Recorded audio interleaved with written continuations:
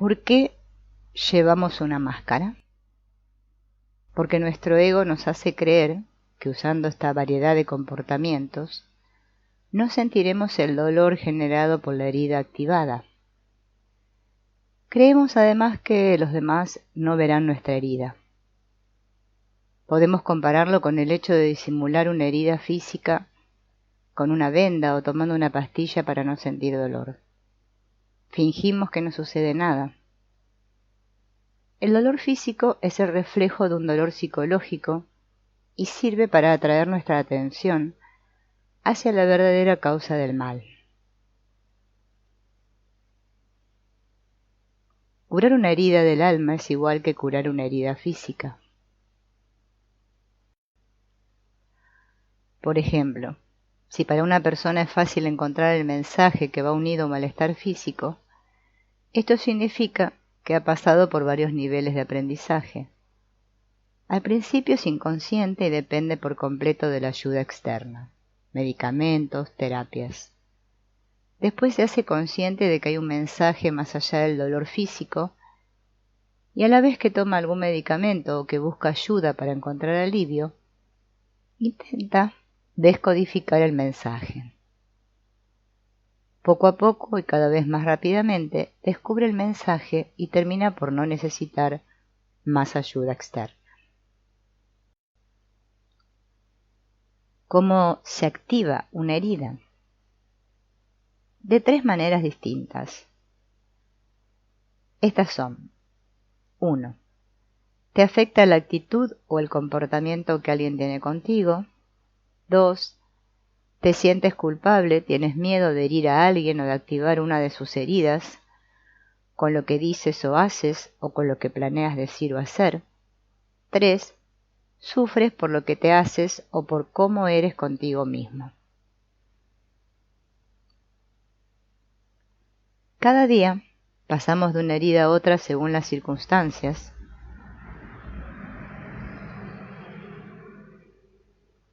O las personas con las que nos topamos. El trabajo es donde sufrimos más el rechazo y la injusticia, mientras que en nuestra vida personal es donde sufrimos más el abandono y la traición. La humillación siempre la vivimos con nosotros mismos. No acusamos a los demás de habernos humillado. El ego es el mayor obstáculo en la sanación de las heridas. ¿De dónde viene el ego? ¿Por qué es tan importante en nuestras vidas? El ego empezó a manifestarse cuando el ser humano desarrolló su energía mental, hace millones de años. ¿Recuerdan la historia de Adán y Eva? Ellos vivían en el paraíso terrenal, eran perfectos. Cuando Eva comió la manzana del árbol del conocimiento, dimensión mental, se volvieron imperfectos y empezaron los problemas. Esta historia simbólica nos dice que con el desarrollo de la energía mental propia de los seres humanos, hemos heredado el poder de elegir. Somos los únicos creadores sobre la Tierra que tienen libre albedrío. Con el paso del tiempo, hemos elegido darle una mayor importancia a nuestra dimensión mental. Hemos usado su energía para crear el ego creyendo que nos sería útil, y después le hemos dejado tomar el control de nuestro poder. Por desgracia, hemos terminado por olvidar que el único poder real es el del ser divino que nos habita, nuestra luz, nuestra gran sabiduría. Podríamos comparar el ego con un vecino al que le hemos dado mucho espacio y que viene constantemente a nuestra casa para decirnos cómo hemos de vivir nuestra vida. Este vecino se siente muy importante e indispensable. Está convencido de que no podríamos vivir sin él, de que no seríamos capaces de tomar ninguna decisión solos. ¿Podemos censurar a este vecino? No, porque piensa que nos está haciendo un favor. Lo mismo ocurre con el ego. No puede verse a sí mismo, no puede hacerse una idea de lo que sucede en realidad. Esta es la razón por la que debemos aprender a observarnos, para darnos cuenta de su presencia. Es como una mancha sobre una tela que no sabe que es una mancha. Debemos observar la tela desde el exterior para ver la mancha. Es muy importante recordar que el ego está compuesto de energía mental. Nuestra dimensión mental es imprescindible para pensar, razonar, planificar, organizar, memorizar, etc. Es una materia sutil que no podemos ni ver ni tocar, al contrario que nuestra dimensión física, pero que sigue siendo muy real e importante. Para poder pensar y organizar, nuestra mente debe confiar en su memoria, en todo lo que ha aprendido en el pasado. Nuestra dimensión mental es feliz cuando usa todo lo que ha aprendido para ayudarnos a satisfacer todas las necesidades de nuestro ser.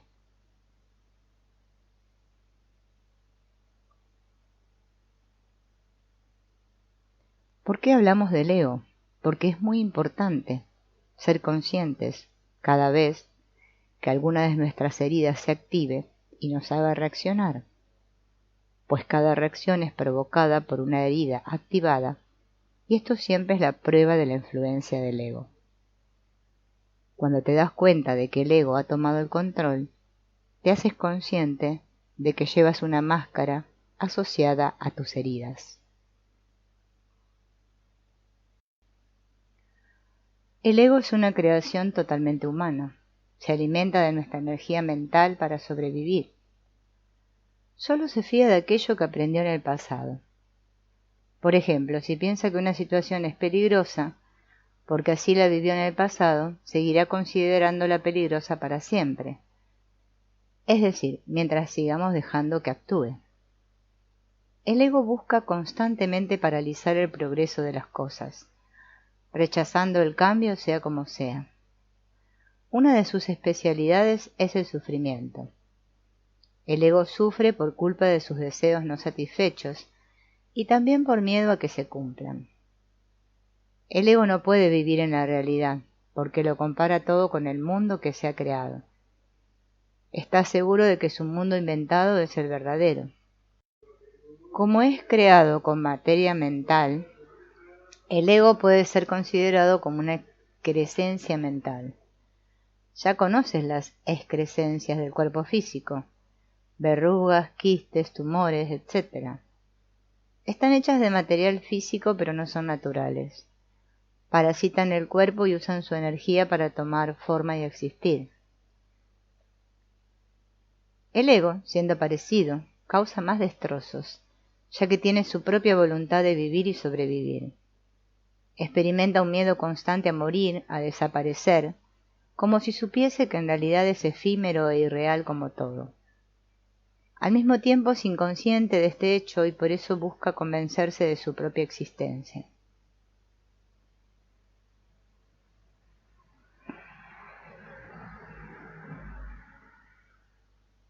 Su ignorancia se parece a la de una persona que no quiere admitir que tiene miedo de quedarse sin dinero, que no es consciente de que vive sintiéndose insegura. Desea convencerse de que no es así gastando a espuertas, asegurándoles a todos los que quieren escucharla que se siente segura, que no le falta nada y que sabe que siempre tendrá dinero para pagar sus deudas. Llegará incluso a criticar o intentar cambiar a los que manifiesten inseguridad financiera. Todos sabemos que si no tuviese miedo no intentaría convencer a nadie, ni a sí misma. Lo mismo ocurre con el ego, que busca siempre convencerse de que existe cuando en realidad no es más que una ilusión. El ego drena tu energía mental, te debilita. Cada vez que dejas que te controle le cedes energía.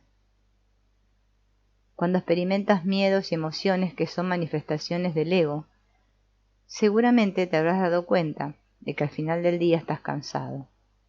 Solo tú puedes decidir si vas a seguir alimentando a tu ego o si no vas a hacerlo. Por desgracia no es sencillo prescindir del ego porque le hemos dado mucho poder a lo largo de muchas vidas. Ha encontrado métodos sutiles para engañarnos y hacernos creer que somos nosotros los que decidimos acerca de nuestras vidas, cuando en realidad lo hace él.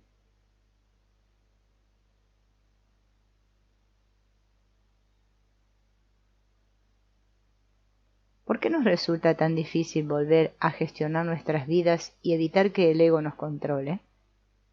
La razón principal es que no nos percatamos de que lo hace.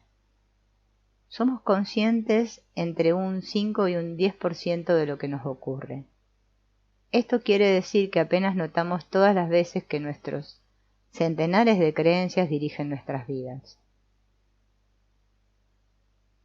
El ego tiene la necesidad constante de convencerse de que existe y de que es tan importante que puede existir eternamente como el ser humano. El ego, el pequeño yo, solo piensa en él y seguirá existiendo a través de pensamientos continuos del tipo yo, mi. Todo muy sutil que emplea el ego para controlarnos y darse importancia es criticar a menudo a los demás mientras piensa que todo lo que está haciendo son observaciones. Luego le encanta encontrar defectos, busca pequeñeces con el fin de creer que es mejor y más importante que los demás. Y cuando somos conscientes de estar criticando, pensamos que esa persona se lo merece, porque según nuestro criterio es realmente culpable.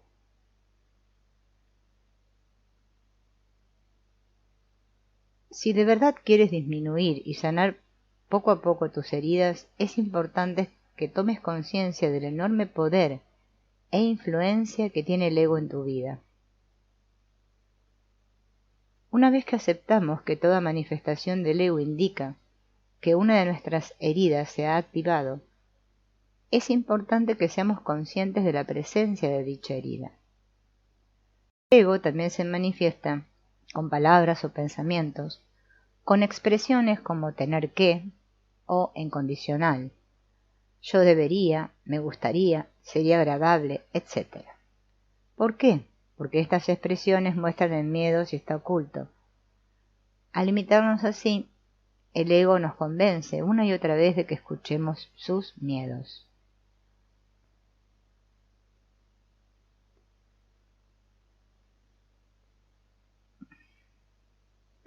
Todas las expresiones en condicional esconden un miedo inconsciente. Debería decirle a mi compañero de trabajo que estoy cansado de sus comentarios insolentes. Varios miedos pueden esconderse detrás de este deseo expresado en condicional. Si esta persona no tuviese miedo, diría, decidido, mañana hablo con mi compañero. Necesito aclarar las cosas para tener una mejor relación con él en el trabajo. Puesto que se identifica con lo que posee o con lo que hace, el ego desea hacerse dueño de todo aquello que lo alimenta y le da seguridad, como bienes y personas. No quiere perder nada, porque cuando pierde algo cree que pierde una parte de sí mismo. Otras veces ocurre que la persona trata de hacerse valer intentando una y otra vez presumir durante una conversación de sus posesiones o queriendo exhibirlas por todos los medios. No eres lo que posees y no eres lo que haces. Luego está siempre a la defensiva. Está convencido de que debe defenderse de todos y de todos. Se pone fácilmente a la defensiva. Los demás siempre tienen la culpa. Busca culpables. Con el ego, nuestro sufrimiento está provocado por los demás y nos anima a repasar los recuerdos de los incidentes más dolorosos. Por desgracia, es su percepción la que nos convierte en víctimas después de un trauma. Muchas personas han vivido atrocidades y han salido fortalecidas y más valientes. Lograrlo o no depende de la capacidad que tenemos de asumir que todo lo que atraemos a nuestras vidas es creación nuestra. Cada vez que piensas bien o mal, son pensamientos del ego. De acuerdo con este, cuando haces el bien, según los criterios aprendidos, él es importante y existe de verdad. Cuando haces lo que él considera que está mal, se arriesga a perder importancia y por lo tanto su identidad. Está convencido de que si no escuchas lo que él cree que es mejor para ti, es porque no es nada. Le es imposible saber que tú puedas tener necesidades distintas de las que él cree que tienes. Esta es la razón por la que todos vivimos sintiéndonos culpables. Cuanto más culpable te sientas, más estarás dejando que tu ego dirija tu vida. Cuando estás centrado, no clasificas nada como bueno o malo. Eres sencillamente consciente de vivir una experiencia más o menos inteligente para ti. Tu ego no sabe que necesitas estas experiencias para aprender. Quien está en su centro no emite juicios de valor, solo se limita a observar. Seguramente te va a sorprender. Cada vez que te preocupas por los demás, que quieres ayudarlos, sin que te lo hayan pedido, es también una señal de que tu ego está tomando el control de tu vida. No le gustará nada lo que acabo de escribir y te dirá sutilmente: no te creas nada de esto. Sabes perfectamente que te preocupas por los que amas porque eres una buena persona y solo quieres su felicidad. El mensaje es: el medio que utilizas no es el correcto. Ser todo por los demás rara vez es acogido con entusiasmo. Podrían ofenderse si te metes en sus asuntos diciéndoles lo que tienen que hacer cuando no te han pedido nada y sabiendo que tú tienes tus propios problemas que solucionar. También podrían sentirse rebajados si piensan que los consideras incapaces de pedir ayuda. Nuestro ego nunca está satisfecho y cuanta más importancia adquiere, más miedo tiene de perderla y más busca acumularla. Llegará incluso a desarrollar orgullo, es decir, un gran ego. El orgullo es por lo tanto el ego llevado al extremo. El orgullo es un sentimiento exagerado de la propia valía, una autoestima excesiva que lleva al individuo a sentirse por encima de los demás. El orgullo quiere ganar a toda costa y siempre tener razón. Nuestro ego siempre busca imponernos su sistema de valores, y cuando busca imponérselo a los demás se convierte en orgullo. El orgulloso se cree tan importante y poderoso que se convence de ser el poseedor de la verdad. Se cree así mejor y superior. Intenta persuadir a los demás de creer en lo que él cree. Quiere dominar. Es especialista en encontrar razones para que los demás le crean y actúen como él quiere. Los comportamientos y las actitudes que rebajan a los demás le dan una sensación de superioridad. Quiere tener razón, cueste lo que cueste, y esto implica que el resto de personas están equivocadas. El orgullo puede manifestarse de forma intelectual o espiritual. El orgulloso intelectual usa sus conocimientos para reafirmarse. La sensación que emana de su manera de hablar de sus conocimientos es esta: escúchame, yo sé más que tú. Habla de forma acelerada y levantando la voz, sobre todo si ve que no logra convencer a los demás. El orgulloso espiritual se cree superior con relación al ser. Yo soy más organizado que tú, yo soy más paciente que tú, yo soy más evolucionado. Se pueden sentir sus intenciones incluso si no usa estas palabras. Nuestro ego quiere hacernos creer que lo hacemos por el bien de los demás. Cree también que cuanto más importante sea, más capacidad tendrá de asustar y que sentirá menos miedo. Esta creencia es una ilusión. Los perros grandes suelen tener más miedo que los pequeños. Cuanto más orgullosos somos, más resistencia ofrece la otra persona al sentirse rebajada y comparada con nosotros. El orgulloso quiere crecerse, algo que solo le gusta a su ego. La persona rebajada sabe en lo más profundo de su ser que esta actitud es todo lo contrario al amor verdadero, el cual acepta las diferencias.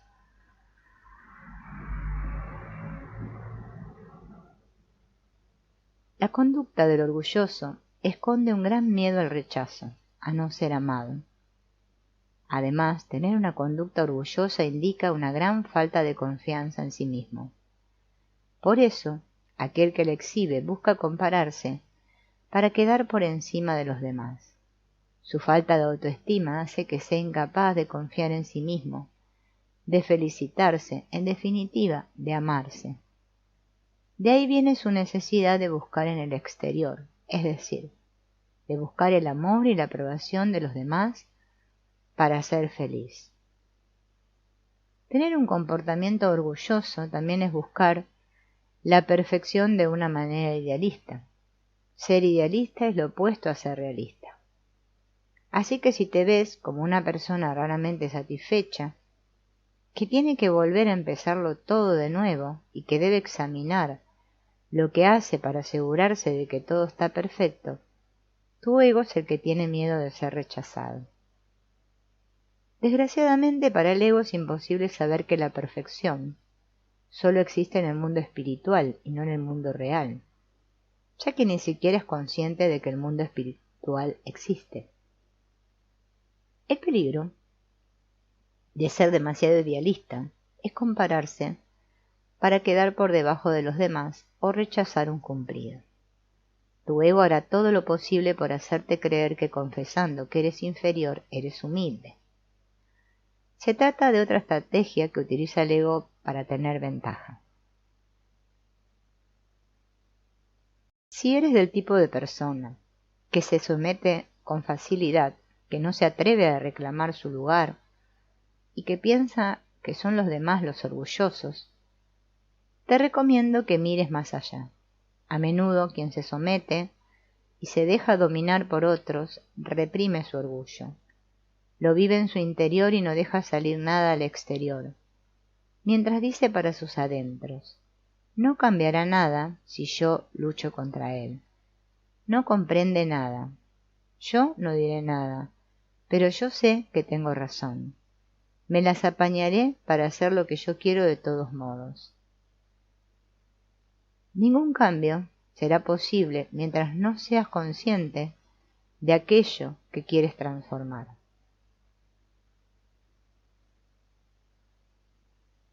Tu Dios interior se sirve de los malestares físicos para mostrarte que las iniciativas de tu ego te hacen sufrir. De hecho, todo malestar físico nos da información sobre el grado de sufrimiento de nuestra alma cada vez que no sentimos amor por nosotros mismos. Cuanto más intenso es el dolor, más urgente es que nos hagamos conscientes de esa falta de amor en todos los aspectos de nuestra vida. Cuando tu cuerpo sufre, por ejemplo, de rigidez, endurecimiento de las articulaciones y las arterias, estreñimiento, etc., te está indicando hasta qué punto tu ego quiere tener razón. Significa que debes aceptar, para empezar, que has tenido tanto miedo de ser herido que has permitido inconscientemente que el ego te controle. Esto no es ni bueno ni malo. Tener miedo es sencillamente humano. Ser consciente de la causa de un malestar físico o psicológico no quiere decir que hayas cometido un error y que debas cambiar de comportamiento y de actitud para volver a estar bien. El mensaje principal es, sobre todo, que estés contento por haber tomado conciencia. Después se trata de que te des permiso para ser así de momento, sabiendo que en lo más profundo de tu ser quieres volver a ser dueño de ti mismo de forma gradual. Desde el punto de vista psicológico, sabes que tu ego ha tomado el control, desde el momento en que llevas la máscara asociada a alguna de las heridas. Si lo aceptas en tu día a día, podrás admitir más fácilmente que llevas una máscara y que no estás escuchando a tu corazón. Esta aceptación es una prueba de amor y solo el amor puede transformarlo todo. Amarte significa darte a ti mismo el derecho de ser, tal y como eres en este momento. Es la única manera en que una transformación interior y exterior puede manifestarse.